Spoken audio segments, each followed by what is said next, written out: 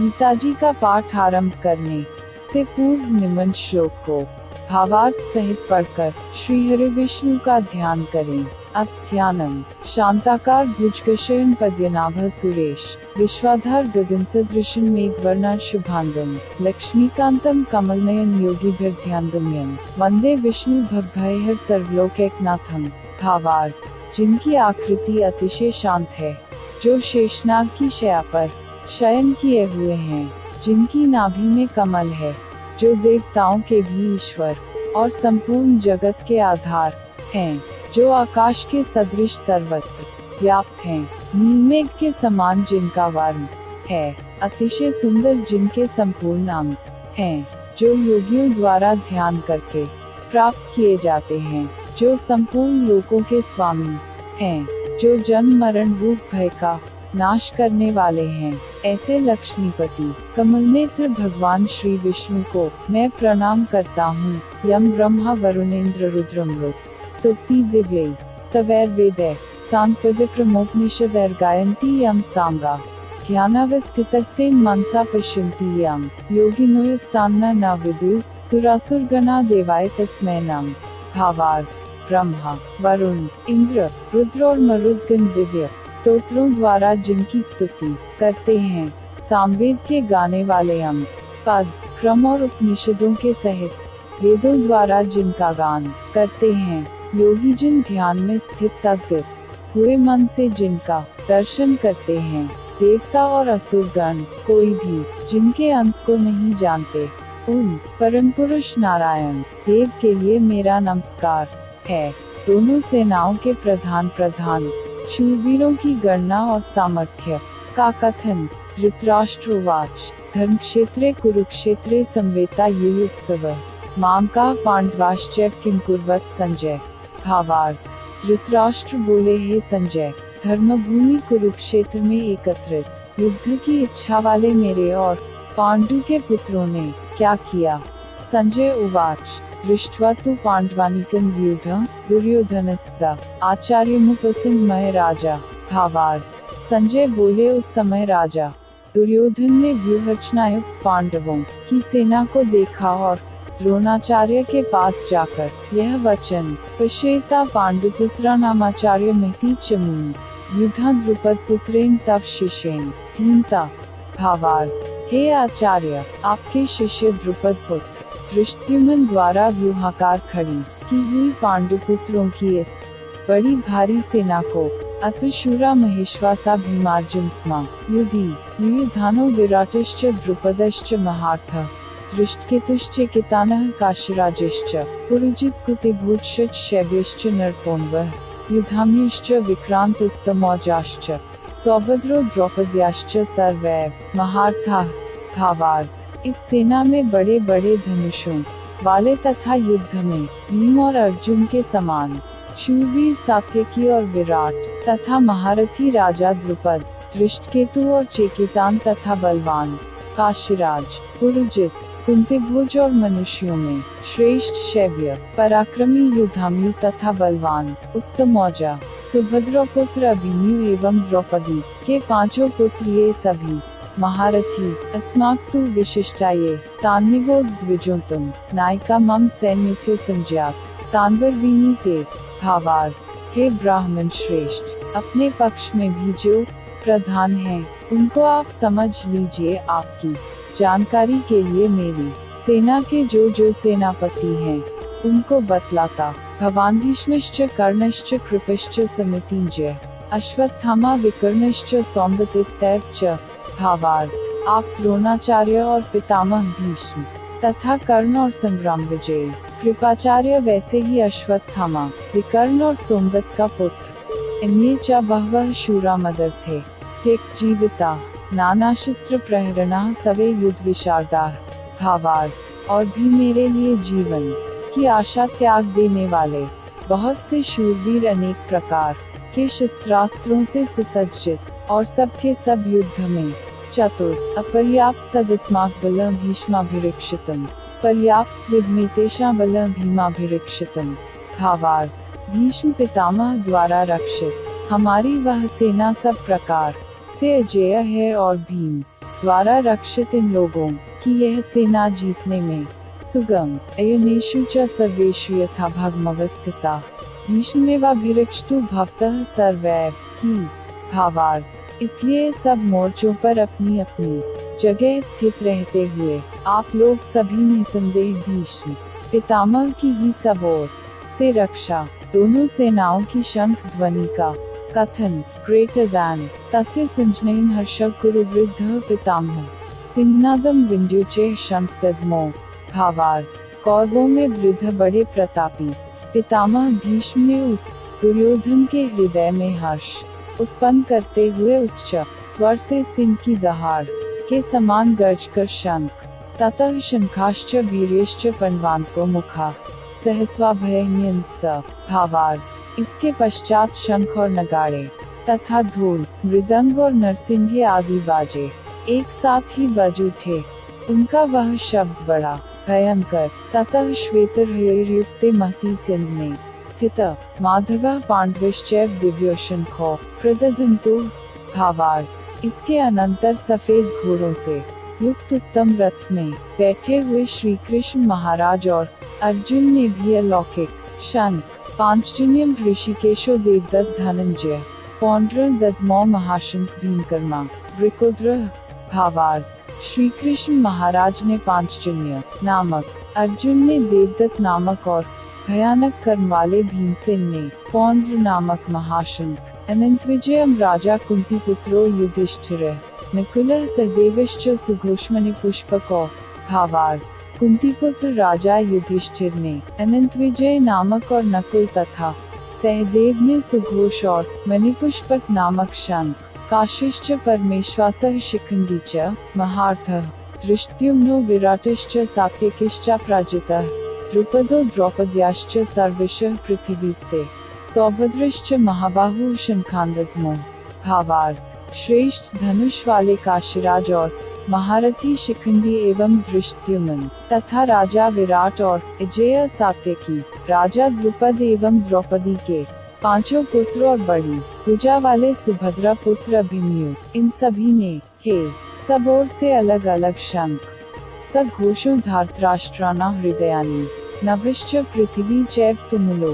भावार्थ, और उस भयानक शब्द ने आकाश और पृथ्वी को भी गुंजाते हुए धार्तराष्ट्रों के अर्थात आपके पक्ष वालों के हृदय विदीर्ण कर अर्जुन द्वारा सेना निरीक्षण का प्रसन्न अथ व्यवस्थितान् दृष्ट्वा कपिध्वजः प्रवृत्ते शस्त्र संपाते धनुरुद्यमय पांडव ऋषिकेश तदा वाक्यमिदमाह महीते। अर्जुन उवाच सेनयोरुभयो मध्ये रथ स्थापयमेच्युत। भावार्थ, हे, इसके बाद कपिध्वज अर्जुन ने मोर्चा बांधकर डटे हुए धृतराष्ट्र संबंधियों को देखकर उस शस्त्र चलने की तैयारी के समय धनुष उठाकर ऋषिकेश श्री कृष्ण महाराज से यह वचन कहा है, अच्युत, मेरे रथ को दोनों सेनाओं के बीच में खड़ा कैर्मा सह योद्धव्यमस्मिन् रणसमुद्र में। भावार्थ, और जब तक कि मैं युद्ध क्षेत्र में डटे हुए युद्ध के अभिलाषी इन विपक्षी योद्धाओं को भली प्रकार देख न लूं कि इस युद्ध रूप व्यापार में मुझे किन किन के साथ युद्ध करना योग्य है, तब तक उसे खड़ा योत्स्यमानानवेक्षेह यह तीर्थ समाप्ता धार्तराष्ट्रस्य दुर्बुद्धिर्युद्धे प्रिय चिकित्सव। भावार्थ, दुर्बुद्धि दुर्योधन का युद्ध में हित चाहने वाले जो ये राजा लोग इस सेना में आए हैं, इन युद्ध करने वालों को मैं संजय उवाच एवं मुक्तो ऋषिकेशो गुडाकेशेन भारत सेनयोरुभयो मध्ये स्थापयित्वा भीष्मद्रोण प्रमुखतः सर्वेषां च महीक्षिताम् उवाच पार्थ कुरुनिति।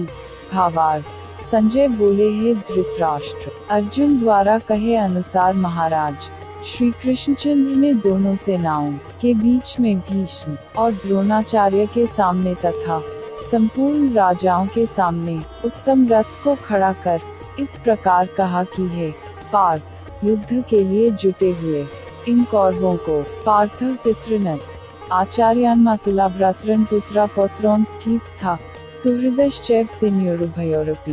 भावार्थ, इसके बाद पृथापुत्र अर्जुन ने उन दोनों ही सेनाओं में स्थित ताऊ चाचों को दादों परदादों को, गुरुओं को, मामाओं को, भाइयों को, पुत्रों को, पौत्रों को तथा मित्रों को, ससुरों को और सुहृदों को भी देखा और वेका। तानसमीक्ष्य स कौन्तेय कृपया पर्याविष्टो। भावार्थ, उन उपस्थित संपूर्ण बंधुओं को देखकर वे कुंती पुत्र अर्जुन अत्यंत करुणा से युक्त होकर शोक करते हुए यह वचन बोले, वेका। उत्तरार्ध और वेका पूर्वार्ध। मोह से व्याप्त हुए अर्जुन के कायरता, स्नेह और शोकयुक्त वचन। अर्जुन उवाच, दृष्टिवम स्वजन कृष्ण युयुत्सु सीदति मम गात्राणि मुक्च परिशिष्यति वैपथुश्च शरीरे में रोमहर्षश्च जायते। भावार्थ, अर्जुन बोले, हे कृष्ण, युद्ध क्षेत्र में डटे हुए युद्ध के अभिलाषी इस स्वजन समुदाय को देखकर मेरे अंग शिथिल हुए जा रहे हैं और मुख सूखा जा रहा है तथा मेरे शरीर में कंप एवं रोमांच हो रहा है। वे का उत्तरार्ध। और गांडीव स्रस्ते हस्तात्व च परिध्यते न च शिक्नमयवस्थातु भ्रमतीव च मे मनः। भावार्थ, हाथ से गांडीव धनुष गिर रहा है और त्वचा भी बहुत जल रही है तथा मेरा मन भ्रमित सा हो रहा है, इसलिए मैं खड़ा रहने को भी समर्थ नहीं। निमितानि च पश्यामि विपरीतानि केशव न च श्रेयोनु पश्यामि हत्वा स्वजन माहवे। भावार्थ, हे केशव, मैं लक्षणों को भी विपरीत ही देख रहा हूँ तथा युद्ध में स्वजन समुदाय को मारकर कल्याण भी नहीं। न कांक्षे विजयम कृष्ण न च राज्यम सुखानि च कीनो राज्येन गोविंद की भोगैर जीवितेन वा। भावार्थ, हे कृष्ण, मैं न तो विजय चाहता हूँ और न राज्य तथा सुखों को ही। हे गोविंद, हमें ऐसे राज्य से क्या प्रयोजन है अथवा ऐसे भोगों से और जीवन से भी क्या लाभ है। ये शांति कांक्षिता नो राज्यम भोगाः सुखानि च तयमेव स्थिता युधे प्राणास्त्यक्त्वा धनानि च। भावार्थ, हमें जिनके लिए राज्य भोग और सुखादि अभीष्ट हैं, वे ही ये सब धन और जीवन की आशा को त्याग कर युद्ध में खड़े। आचार्याः पितरः पुत्रास्तैव च पितामहाः मातुलाः श्वशुराः पौत्राः शालाः संबंधिनस्तथा।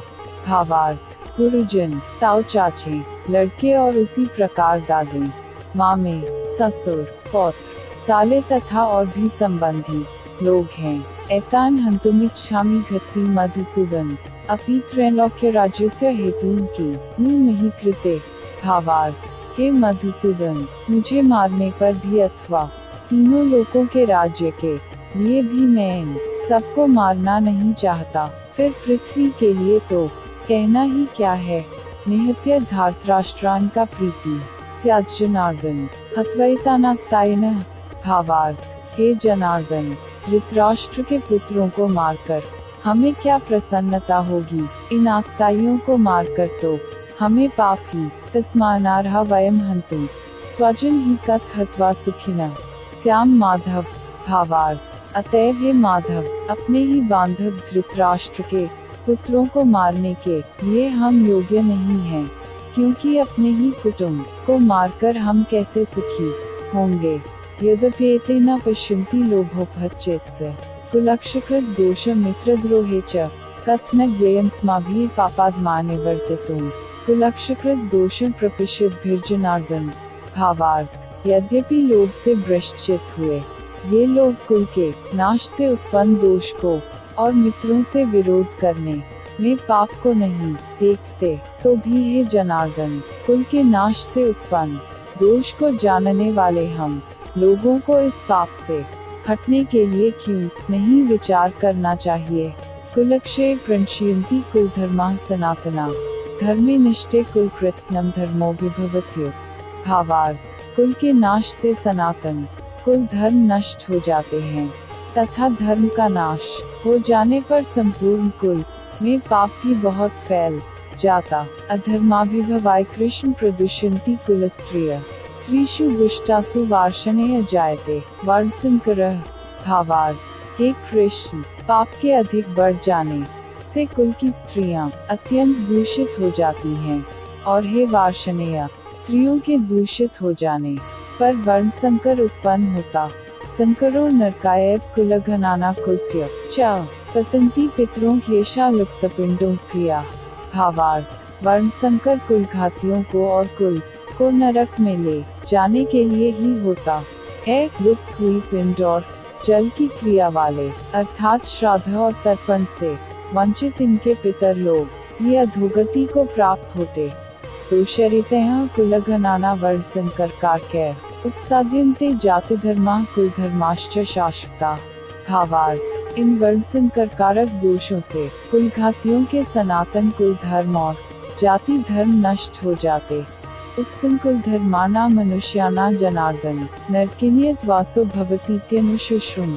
भावार्थ, हे जनार्दन, जिनका कुल धर्म नष्ट हो गया है ऐसे मनुष्यों का अनिश्चित काल तक नरक में वास होता है, ऐसा हम सुनते आए। अहो बत महत् पाप कर्तुं व्यवसिता यद्राज्य सुख लोभे हन्तु स्वजन्मुद्यता।